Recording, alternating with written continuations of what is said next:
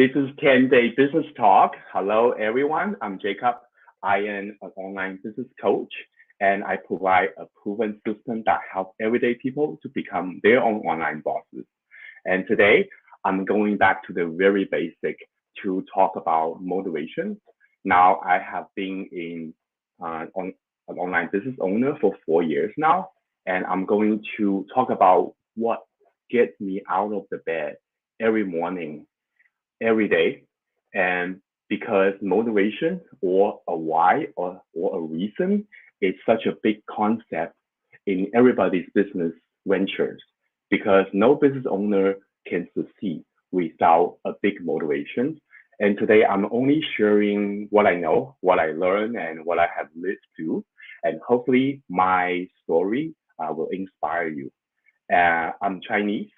I am an only son. I've been living in Canada for about 20 years, and my parents are still living in China. They come visit me from time to time, and I came from a hospitality background. And before I permanent resident, I was an international student. That's how I came to Canada. And before, when I was born, my family had gone through a lot of changes, and we were poor at the beginning. And we didn't even have a TV, or we didn't have a fridge, and we need to exchange meals with meal tickets when I was just born. So my parents sacrificed a lot, to the point that they can send me to Canada to study. And I think they just sacrificed so much that I have so much gratitude towards them. The more the older I get, the more gratitude I have towards them. And now they're getting older. I think about their well-being all the time. I think about how I can take care of them, and think about what the future will become for us. And this is not something that I think about when I was younger, because when I was younger, I was doing a lot of things. I was having fun. I wasn't like worrying too much about life, and I was looking just how my parents, how they take care of their parents. But it was a different situation. Back in the days, in my parents' generation, they all have siblings. So my grandparents in their senior years, they have living caretaker to help with their daily assistance. And also they have my parents, their siblings, the uncle, the aunties to visit them, take turns to visit them all the time. So that works. But when it comes to my generation, it's a very different story. Oh, I have some comments here. Hi, Craig. Hi, Joanne. Uh, Hi, Aini. Hi, Stella. Watching from Canada. I'm in Canada too. So back to what I was talking about. Sorry. So when it comes to my generation, it's a very different story. Um, every family at that time, we only allowed to have one kid. So at this point, there's so many only sons, only daughters out there, and nobody knows what they're gonna do with their parents, and it's kind of a serious issue. So if you are from China, that you were born in the 90s or the 80s, you probably don't have any siblings to help you. Then how are we gonna take care of our parents when they get older?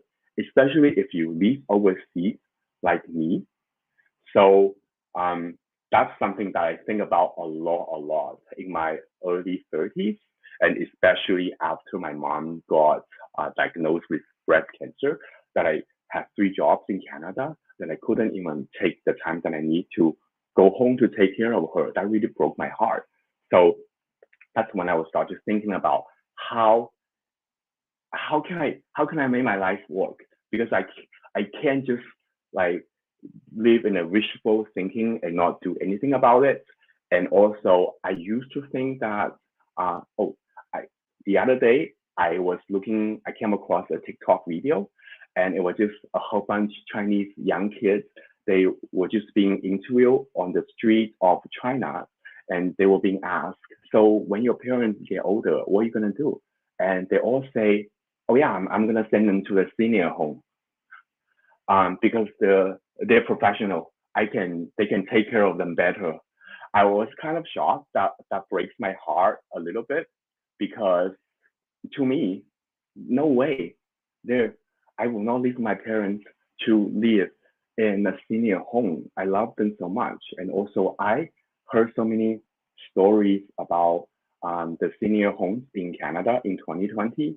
So that don't make me feel very good about it. And the thing is also, no matter how professional they are, this is their career, this is their job, and my parents, the well-being is of my parents. It's not a job. It's my everything. So there's no way I'm gonna send them to a senior home. If I can have my way, I will have my way. That I will have a house that I can. They already have a house. I can take care of them. Doesn't matter. I'm in Canada or in China. I just need to make money. So, and I also used to think that, well, if I can get a good job and I can just save up, and at some point I can afford a bigger house, and then I can move my parents here. I can take care of them. I have seen a lot of my friends, they do that. They bought a property in Canada, they all the time. But I do notice that when your parents are getting older, at some point they're not going to be able to travel as often as before. And for me to force them and buy a house here and then force them to move to Canada so I can take care of them at the same time, and their family, their friends, it's all in China. That's kind of selfish for me to do that.